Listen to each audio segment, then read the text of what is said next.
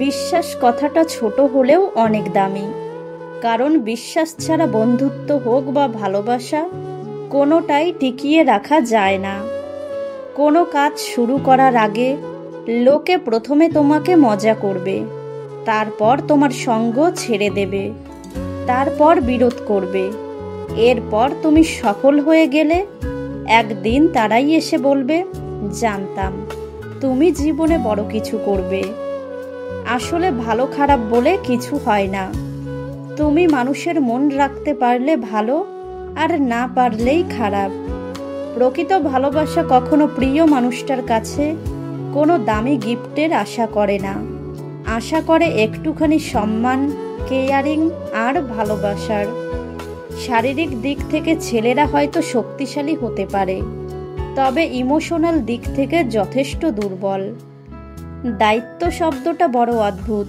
যে সেটা পালন করে সে নীরবে দোষী হয়, আর যে সেটা কোনো দিনই পালন করেনি সে শুধু লম্বা লম্বা জ্ঞান দেয়। সুন্দর চেহারা একদিন বৃদ্ধ হবে, কিন্তু সুন্দর ব্যবহার কোনো দিনই বৃদ্ধ হবে না। সফলতার পর সঙ্গী হওয়া আর সঙ্গী হয়ে সফল বানানোর মধ্যে পার্থক্য অনেক। বন্ধুত্ব তৈরি হয় আন্তরিকতায়, আর টিকে থাকে ভালোবাসায়, হারিয়ে যায় অবহেলায়। জীবনে হেরে যাওয়াটা অনেক সময় আনন্দের হয়, যখন জিতে যাওয়া মানুষটি নিজের চেয়েও প্রিয় হয়। বিবেকের থেকে বড় আদালত আর নেই, সময়ের থেকে বড় বিচারক আর নেই। যাকে তাকে পথ চিনিয়ে দেবেন না। বেঈমান বিশ্বাসঘাতকেরা পথ চেনা হয়ে গেলে আপনার পথেই সে কাঁটা বিছিয়ে দেবে। বিশ্বাস খুব ছোট একটা শব্দ। এটা করতে 1 সেকেন্ড সময় লাগে, ভাবতে কয়েক মিনিট লাগে, বুঝতে কয়েক দিন লাগে, আর প্রমাণ করতে করতে সারা জীবন লেগে যায়। তোমার জন্য দরজা বন্ধ করে দেওয়া মানুষটাকে বুঝিয়ে দিও, ছিটকিনি কিন্তু দরজার উভয় দিকেই থাকে। পরিস্থিতি যেমনই হোক না কেন, বারবার আপনি সরি বলবেন না। এতে করে অপরাধী তার নিজের ভুল বুঝতেই পারবে না। সারাদিন কাউকে পাত্তা না দেওয়া মানুষটাও দিন শেষে কষ্ট পায় কোনো একজন প্রিয় মানুষের গুরুত্বের অভাবে। স্ত্রী ভুল করলে তাকে সবার সামনে অপমান না করে ব্যক্তিগতভাবে বোঝান, শাসন করুন। কখনোই নিজের স্ত্রীকে অন্যের কাছে হাসির খোরাক বানাবেন না।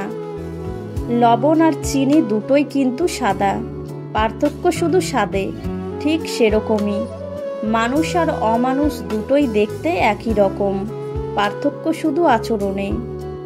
অনেকক্ষণ রাগ করে বসে থাকার পর মনে পড়ল, আমার তো রাগ ভাঙানোর মতো কেউ নেই। যদি আয়নায় মানুষের মুখ দেখা না গিয়ে তার চরিত্রকে দেখা যেত, তাহলে সব মানুষ তার মুখ সুন্দর না করে তার চরিত্রকে সুন্দর করার প্রতিযোগিতা করত।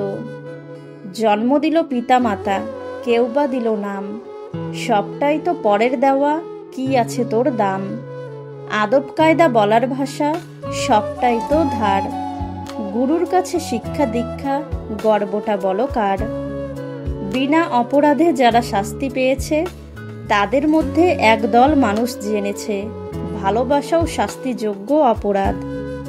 নির্ভাঙা পাখিটাও শরৎ আসলে খড়কুটো জোগাতে শুরু করে ঘর বুনবে বলে। প্রত্যেক কাহিনীর সাথে মিশে থাকে বাস্তবতার ছোঁয়া, যা হয়তো সবার পক্ষে বোঝা সম্ভব না। এই শহরের মানুষগুলো খুব যত্ন করে কষ্ট দিতে জানে। স্মৃতির দাসত্ব থেকে নিজেকে মুক্ত করতে না পারলে জীবনের সৌন্দর্য অধরা থেকে যাবে। ঘর বাঁধলেই কি সুখী হওয়া যায়? ঘর বেঁধেও কত সুখ পুড়ে হলো ছাই। আজ মনে পড়ছে জীবনে কতটা সময় নষ্ট করেছি। আজ বুঝতে পারছি অবহেলা মানুষকে কতটা কষ্ট দিতে পারে। যারা তোমার আড়ালে তোমার নামে বদনাম করে, তাদের থেকে দূরে থাকো।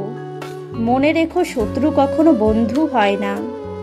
ঠকে তো সেদিনই গেছি, যেদিন মুখোশের আড়ালে থাকা মানুষটাকে বিশ্বাস করেছি।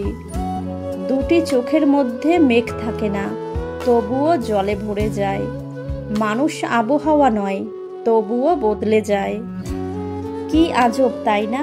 মনটা কোনো কাছের জিনিস নয়, তবুও ভেঙে যায়।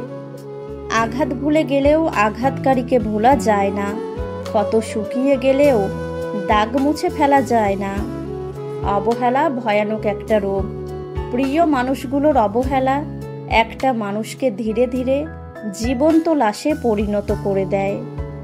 মায়া শুধু কাছেই টানে না, নীরবে কাদায়ও বটে। মনকে প্রশ্ন করলাম, তোমার আপন কেউ তোমাকে ছেড়ে গেলে তুমি কি করবে? মন বলল, যে আপন সে কখনো ছেড়ে যায় না, আর যে ছেড়ে যায় সে কখনো আপন হয় না।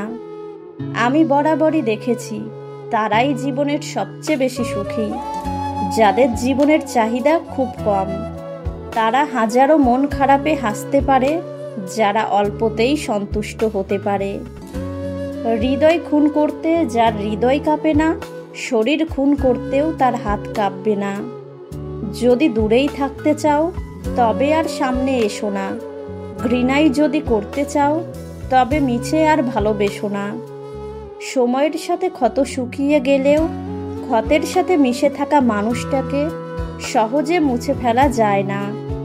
কেউ একটু ভালো ব্যবহার করলে, কেউ একটু সুন্দর করে কথা বললেই যারা গলে যায়, তাদের জীবনে দুঃখের শেষ নেই। আপনার বয়স 14 থেকে 30 বছরের মধ্যেই দুটি কাজ করুন, নয়তো আজীবন অন্যের দাসত্ব করতে হবে। নাম্বার 1, প্রেম নামক জীবন ধ্বংসকারী এই ভাইরাস থেকে নিজেকে রক্ষা করুন। নাম্বার 2, কথাই আছে 20-এ বিদ্যা 30-এ ধন, অন্যথায় ঠন ঠন। অর্থাৎ 20 বছর বয়সেই পড়াশোনা এবং 30 বছর বয়সের আগেই নিজের কেরিয়ার গড়ে ফেলুন। অন্যের কাছে মূল্যহীন হয়ে থাকার চেয়ে মূল্য নিয়ে সরে আসুন। ভেতরে সাময়িক যন্ত্রণা হলেও এটা অনেক সম্মানের। অন্যকে গুরুত্ব দিন, তবে নিজেকে সস্তা বানিয়ে নয়। জীবনে আর যাই করো, অন্তত অনুরোধ করে তোমার জীবনে কাউকে থেকে যেতে বলো না। দুটো জিনিসের প্রতি মানুষের সারা জীবন একটা আক্ষেপ থেকে যায়: হারিয়ে যাওয়া মানুষ আর ফেলে আসা সময়।